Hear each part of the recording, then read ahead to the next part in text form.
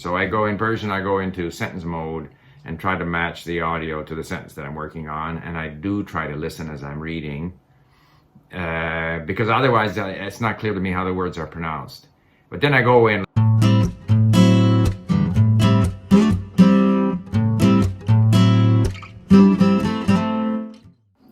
Hello, Shelby. Hello, Steve. How are you? I'm great, thanks. How are you? Good, thank you. Boy, I don't know about down in Portland, but we're having a sort of a good summer now. Like we had a terrible July, or first half of July. Right. But it's been really day after day after day. It's just beautiful weather. How about down there? Exactly the same here. I was just Mm-hmm. recollecting that the first 2 weeks of July were still kind of cold and gray. But yeah, the last And two, wet up here. But anyway, yeah, not as wet down here, but yeah, it's right. been hot. I just bought an air conditioning unit. Good, good. Comfort is good. Better late than never. Right. So have you had much chance to work on your French? Um, a little bit, not as much as I would like to, but I'm Okay. at 30 in the mini stories. Okay. And I'm so interested in watching these like inner French videos and listening to songs. So I'm still practicing, but I'm moving kind of slow in my mini stories. But You know what? A couple of comments like people should do what they want to do and listen to what you like to listen to. Uh, in fact, I was just thinking about this. Listening is so important.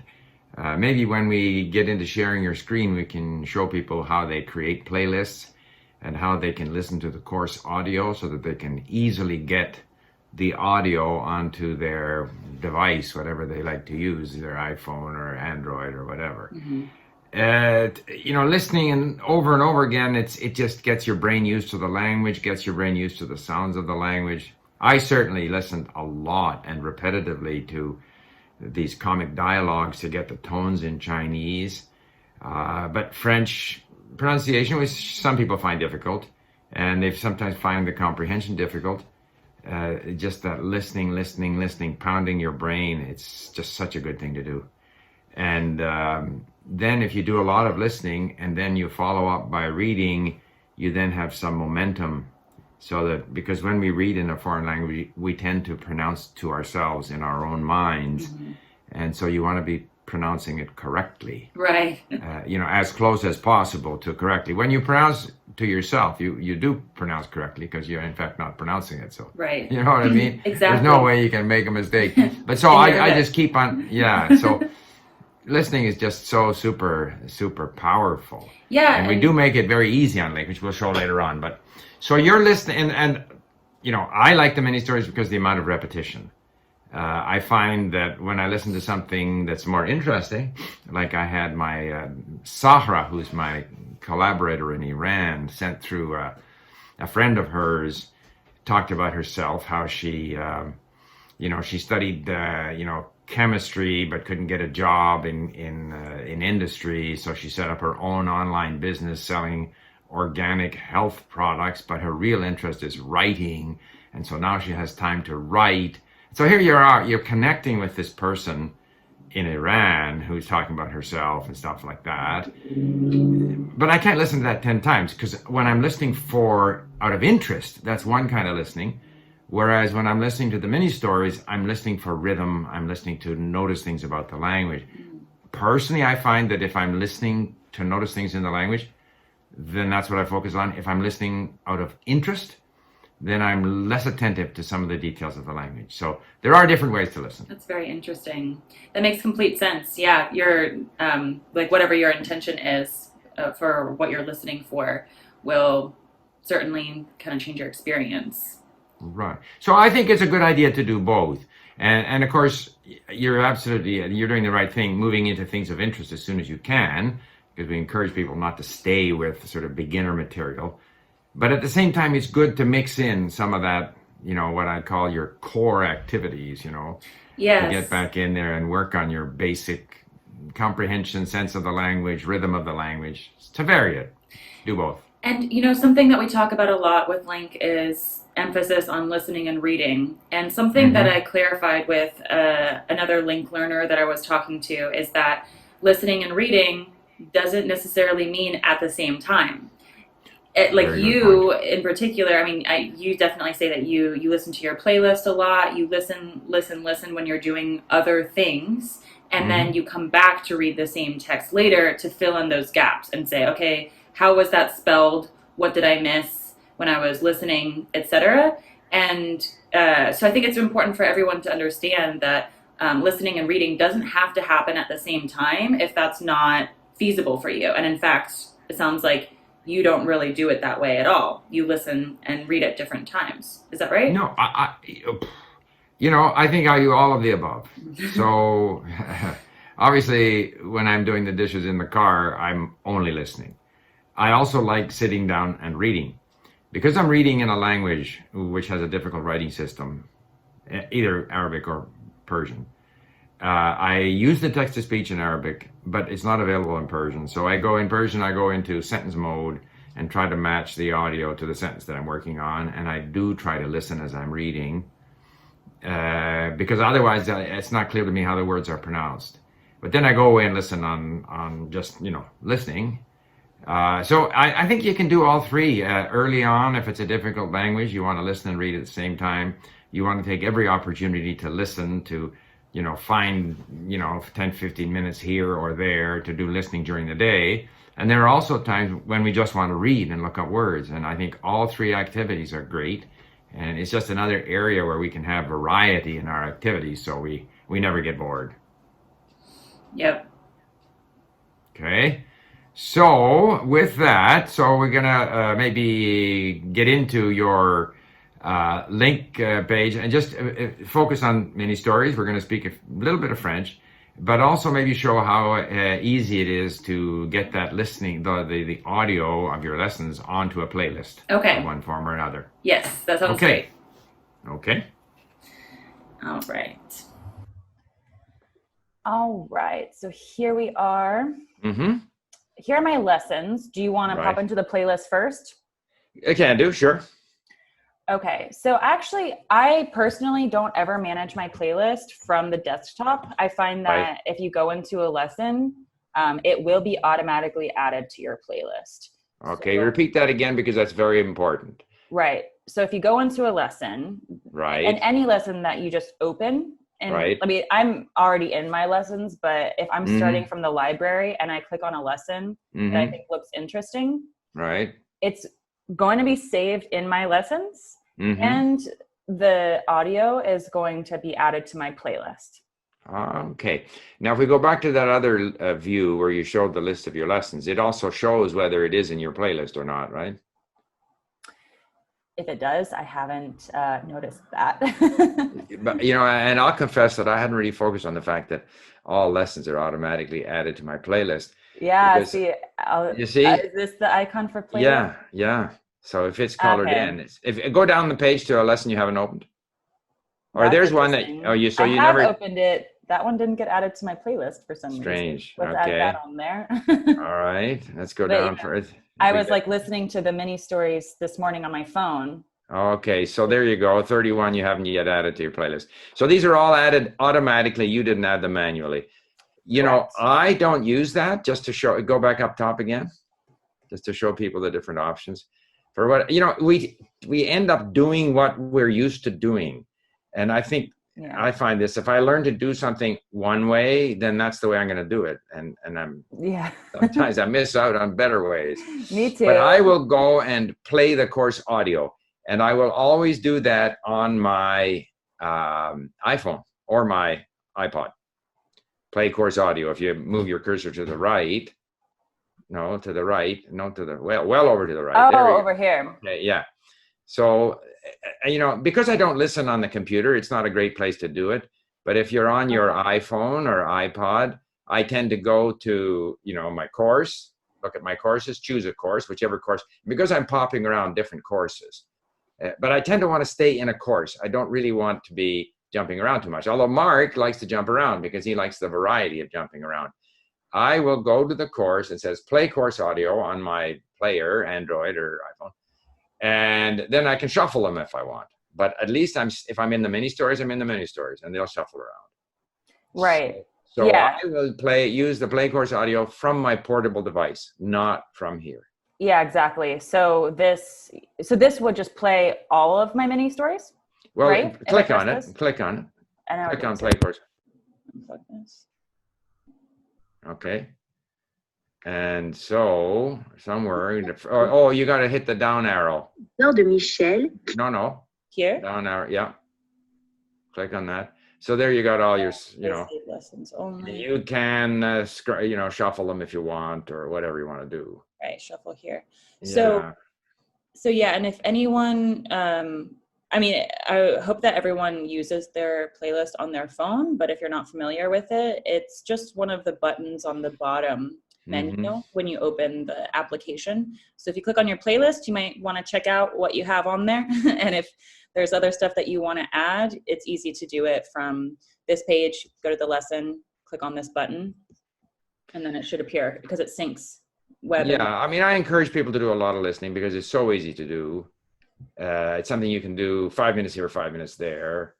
And it is very powerful, and particularly when combined with reading. Not necessarily always reading and listening at the same time, but reading something that you listened to and didn't understand, and then reading it and listening again, and maybe understanding a little bit more, but still not completely, and then going back. So anyway, let's go. You choose the lesson you want to open.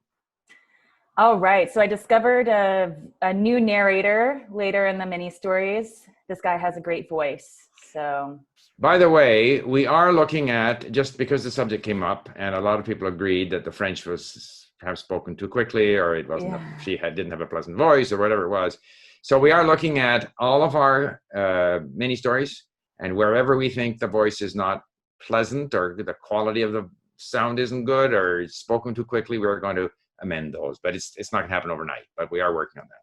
Sure. And I noticed maybe some or all of the numbers are now being typed out. Yes, that's another thing we discovered. Yes. So that was helpful for me. Yes, absolutely. I was able to start adding those numbers as links now. Well, yeah, I mean, it's not obvious that the word 20, meaning 20, is written VINGT. No, so, of course not. So you want to save those. Okay. So you can, whichever one you want to, whatever, up to you, where you want to go. Okay. Do you want to go to a new lesson or one that you've already covered? I think that because, full disclosure, I haven't been studying every single day like I should be. Things got a little bit busy. Yeah. I'm excited to get back into it more consistently, but because of that, I would like to do one that at least I heard before. Okay. You know what we should do? Because we said we're going to start speaking. Why don't you take us straight to the questions here? Okay. And you're going to try to answer some of the questions. Okay. So should I read the statement? Read the statement.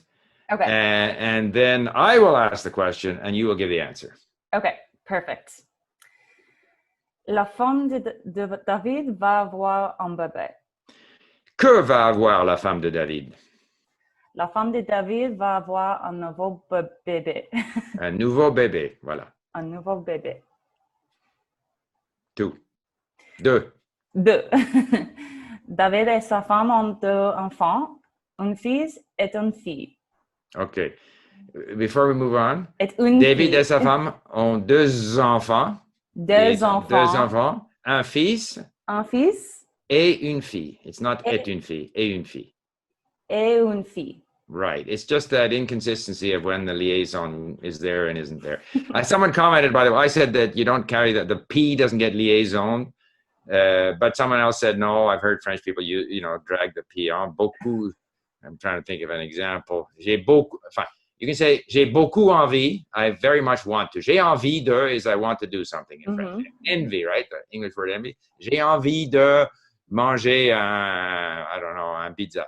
J'ai envie. You can also say, j'ai beaucoup envie. But I guess some people say, j'ai beaucoup envie. I haven't heard it, but a French person said, yes, people do drag the P on. So we'll probably get some comments back from native speakers. Anyway. Perfect. Looking forward to it. Right.